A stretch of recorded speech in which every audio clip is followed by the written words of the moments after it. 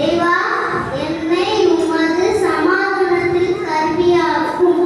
அனைவருக்கும் வணக்கம். உங்கள் முன் இதோ புனித பிரான்சிஸ் அசிசியார். பிரான்சிஸ் அசிசியாரின் நாம விழா ஒவ்வொரு ஆண்டும் அக்டோபர் 4ஆம் நாள் கொண்டாடப்படுகிறது. இவர் சுற்றுப்புற சூழலில்